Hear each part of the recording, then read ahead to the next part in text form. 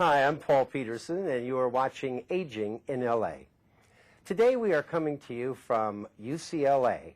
We're going to be talking with Dr. Gary Small, who is a professor of psychiatry and the director of the Aging and Memory Center here at UCLA. And this is going to be a very important topic because I'm sure you've noticed, along with me, that our kids and our grandkids think differently than we do. Dr. Small has written a revealing book about the iBrain and why our kids and grandkids think so differently. Please stay tuned for Aging in LA with Dr. Gary Small.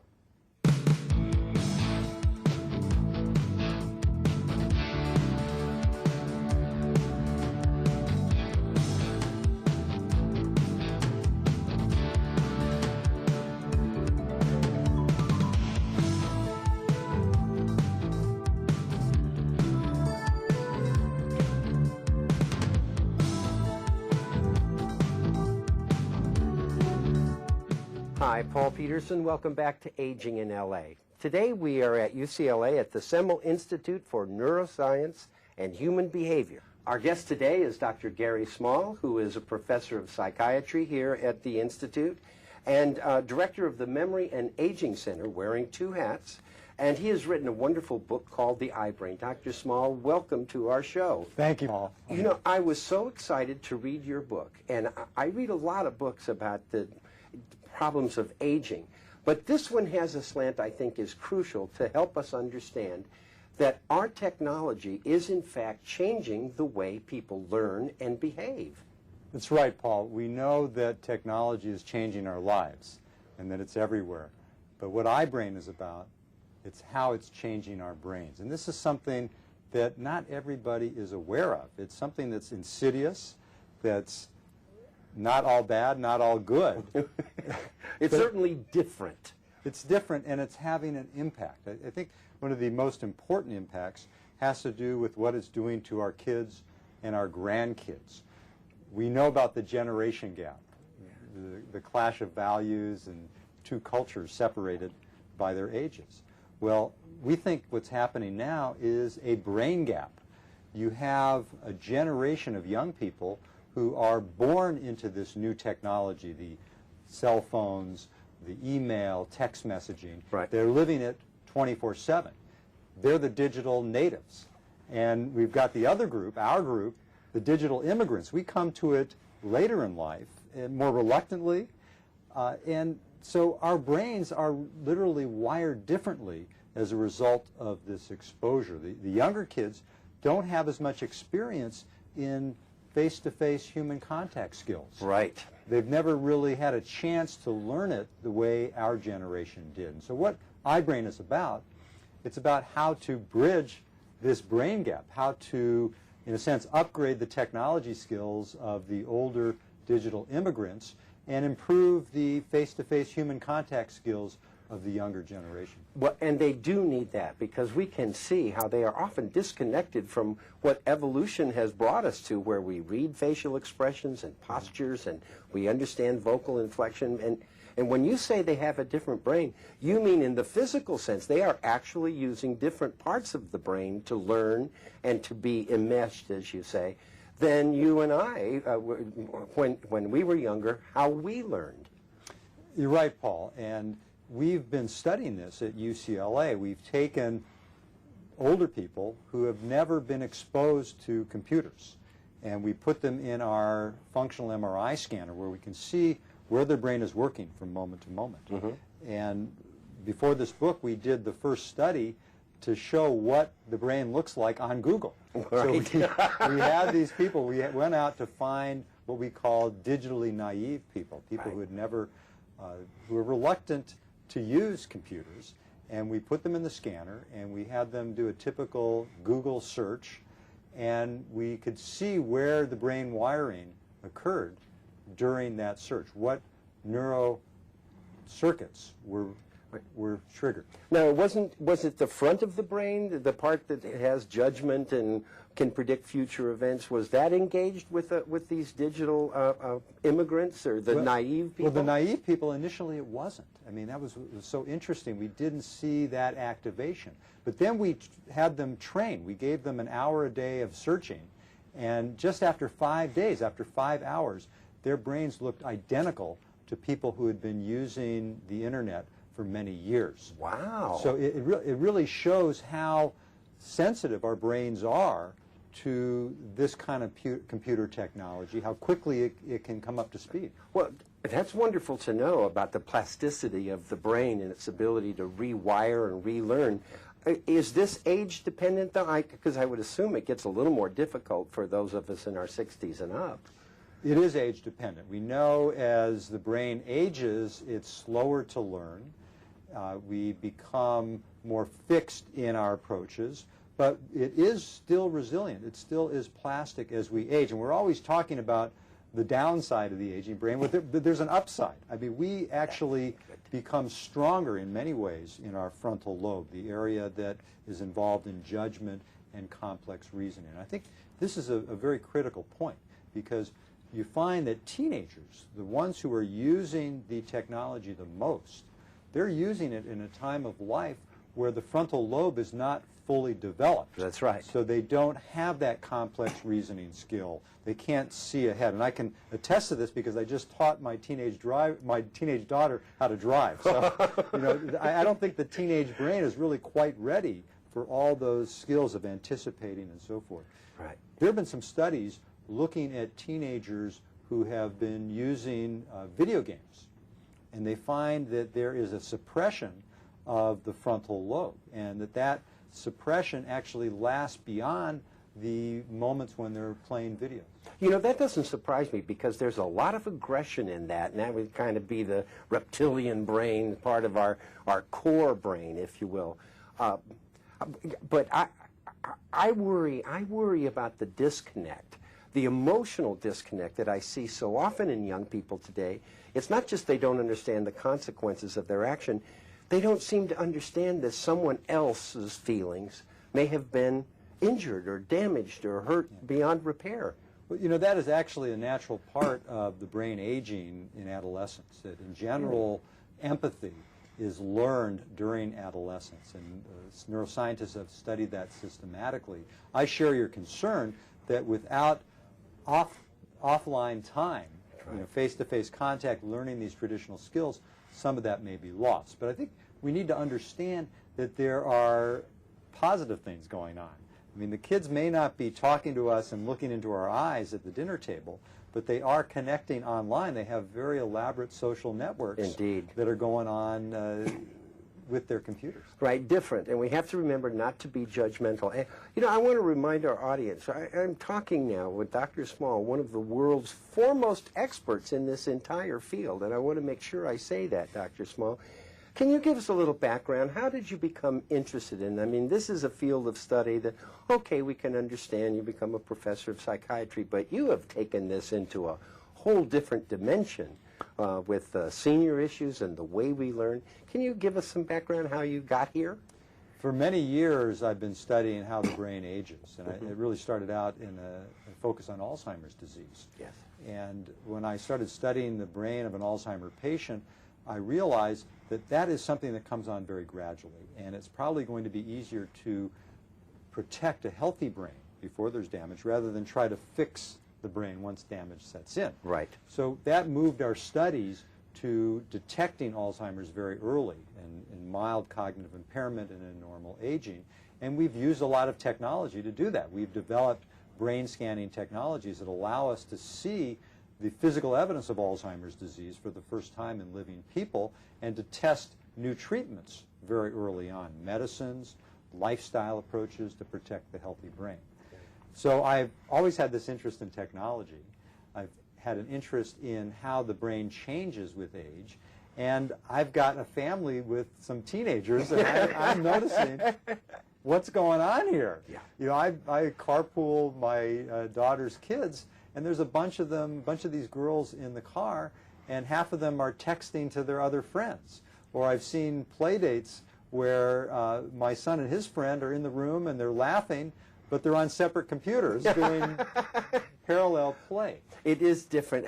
I know, I'm sure you've had this experience where we get a piece of new hardware, if you will, and we just can't make it work, and you hand it to a 7-year-old or a 10-year-old, and they go, oh, here, this is how it works. And you go, how did you learn that? You've never seen that before, and yet they think that way.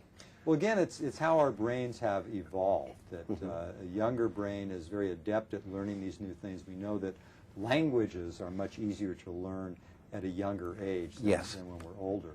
But you mentioned evolution earlier, and I really think that this is the next major milestone in brain evolution. If you look back 300,000 years ago, our Neanderthal ancestors first figured out how to use a handheld tool. Right. And then you had a little hammer and a tool, and that led to handedness. It led to language development. If you're right-handed, the left side of your brain controls language. Right. It expanded our social networks and really helped expand the frontal lobe, and our brains got bigger. Now, how does that evolution occur? It has to do with what we're exposed to in the environment, what helps one generation survive over another. And I think what we're seeing with this 24/7 technology, there are going to be certain people who excel as a result of understanding the technology, and the others will be left behind. Well, it's important that we not leave our seniors behind, because we can't overlook their concerns, and yet they need to feel like, hey, I can walk down this path too. You mentioned earlier that you've actually seen with just 5 hours of study that senior brains can in fact hook into this new technology and learn to manipulate it. That's right, and we can see it very quickly. It shows how an older brain is very plastic. And what we find with seniors is once we introduce it into their lives, they get it. But it has to have a purpose. It has to be fun. There are computer classes. We often encourage grandparents to email their grandchildren in other cities so they can feel the social connection. We talked about face-to-face eye contact, how important that is. Well, there is definitely an emotional component to the technology communications. I know, for example, I feel very youthful when I text message. That's what those opposable thumbs are for. Right. I do a lot of email, but texting, I see it more in my daughter's generation. And I know when I get a text from her, I think, oh, this is kind of cool. And I try to use shorthand, and it has an emotional impact. So I think if we can get seniors involved in that emotional draw, I think that can be a good thing. And who knows what area of interest may be triggered. I know I watched my mother-in-law. It was the Food Network. When she discovered online there were recipes, and she loved to feed people. That became the driving force as she acquired her computer skills, and it was wonderful to watch. I know some older people, it's the chance to not only get but then share wonderful family photos. I think that's a great example of how the content will draw an individual in. I saw it in my father, who is a physician, and we couldn't get him to use the computer at home, but at his hospital they had changed to computerized records, and he picked it up very quickly. When he knew he had to do it, it kicked in and he liked it. That's really interesting how the professional aspect will help us, and since we know there are going to be a lot more older people in the workforce, maybe that's one of the hooks we can use. We'll be right back with Dr. Gary Small, but we need to take this short break.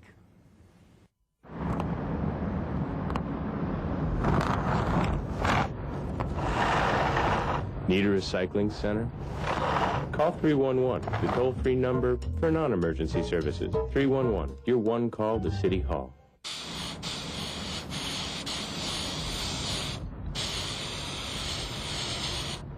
Graffiti removal?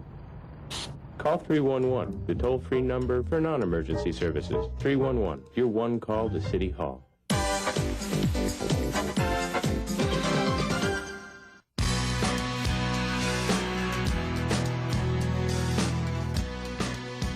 The Department of Public Works Bureau of Contract Administration keeps the city's projects on track ensuring safety first and fairness always, from the streets all the way to the stars.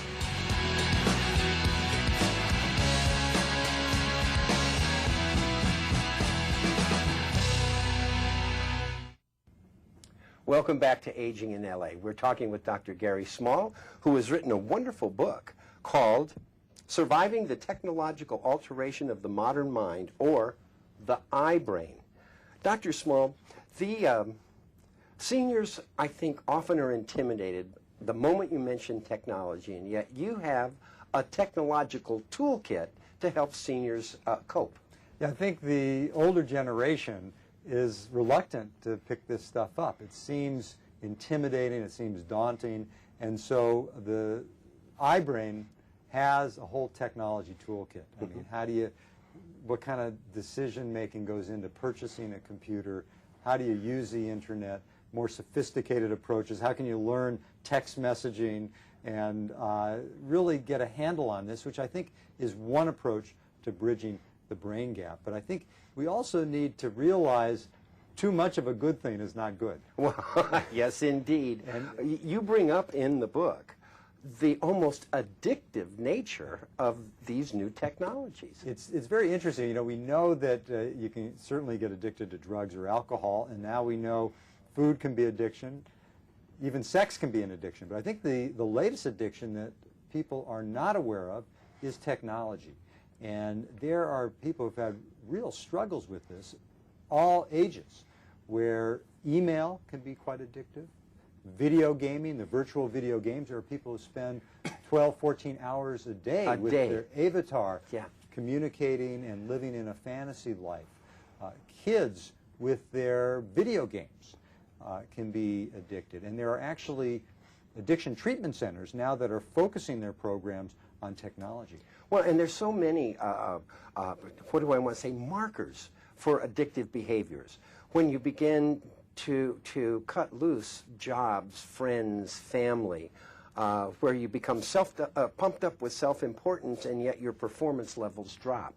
And seniors might be as prone to falling into those traps as anyone. They are. You know, as it turns out, there is an age effect on how much time people spend with technology, and the older you are, the less likely you are to spend time with it.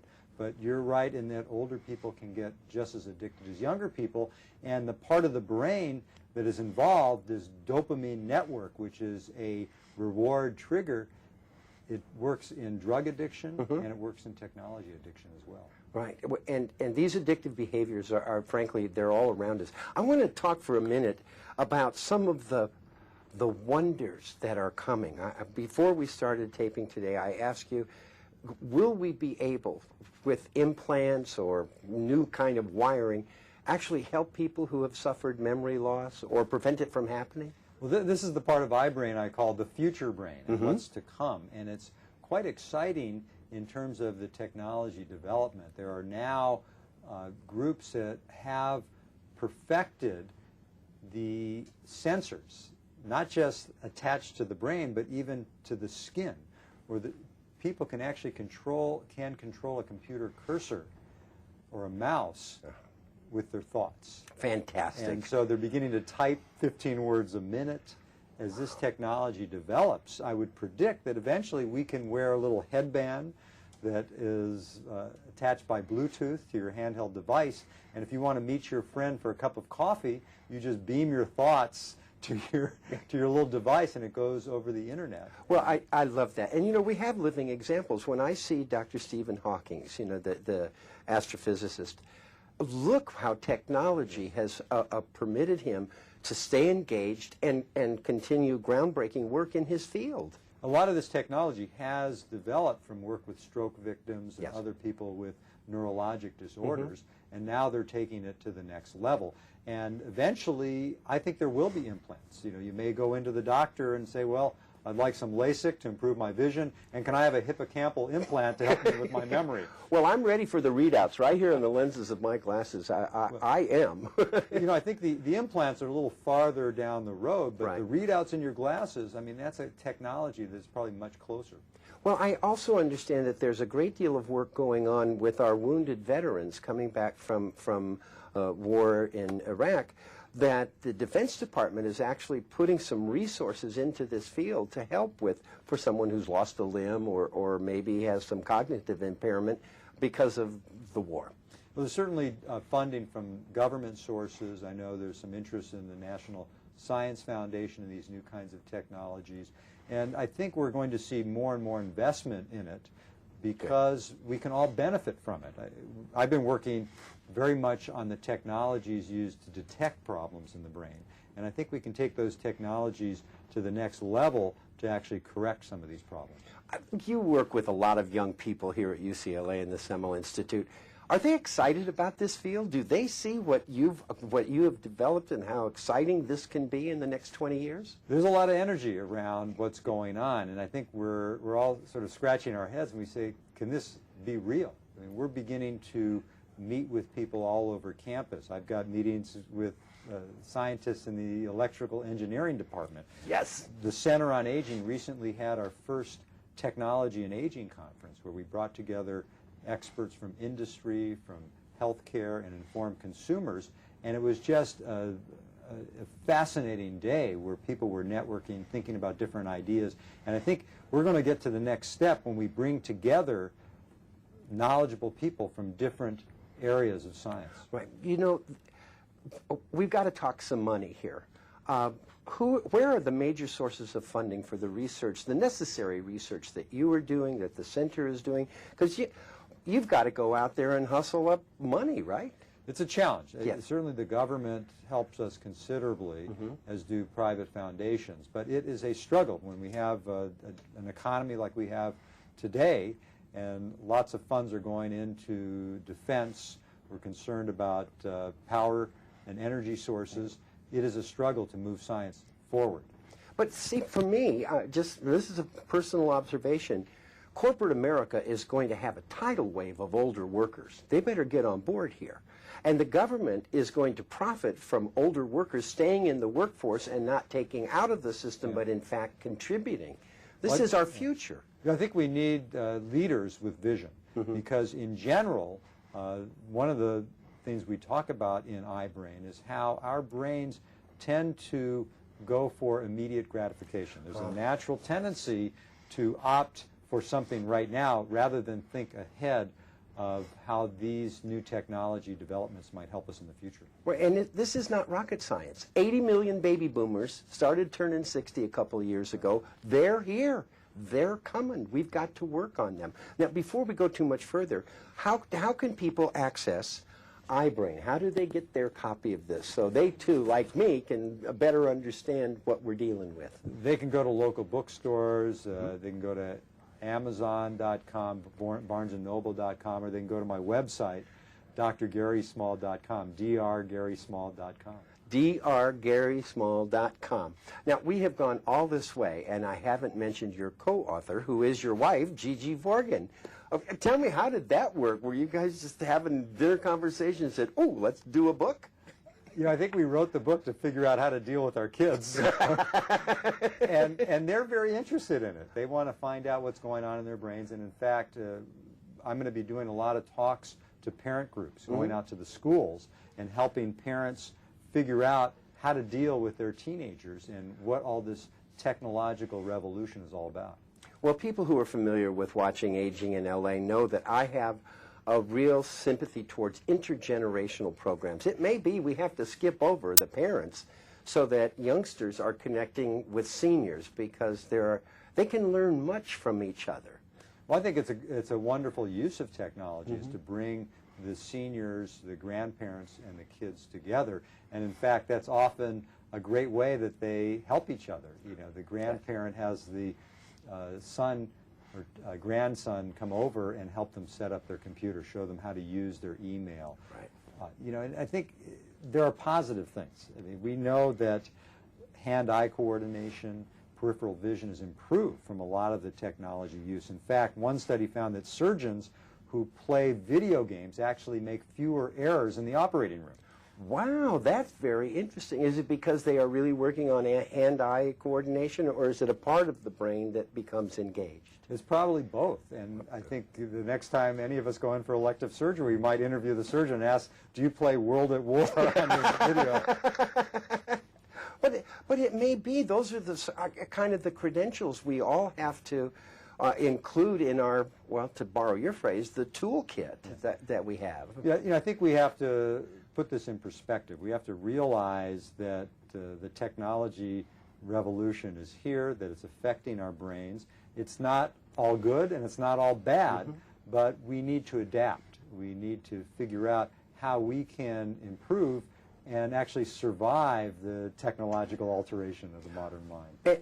And I think, too, we have to somehow minimize the unintended consequences. If we'd been thinking a little better, for example, when women came into the workforce, we might have asked this question, who's going to take care of the kids?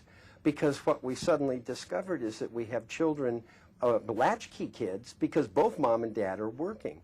And that's the part of the technological revolution and the differences that we've got to give some thought to. What's coming? Yeah. We have to think about what's coming. We have the technology toolkit for people who don't know how to use the technology, but also we have to think about being role models for our kids. I mean, there are baby boomer couples who are laptopping away in the bedroom. I mean, right. Maybe it's a good idea to turn off the technology by 8 or 9 o'clock at night, to make a deliberate effort to have family time for people to sit down and have conversations and to interact and engage. Well, here at the Aging and Memory Center, you also can use some volunteers, people who can come in and actually be a part of this revolution.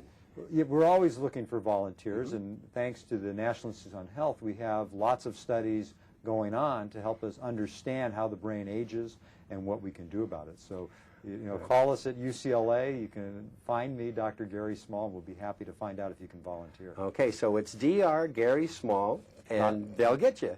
They'll get me, or they can just call up UCLA and ask for Dr. Gary Small. Great. Thank you so much, Dr. Small, for being with us today.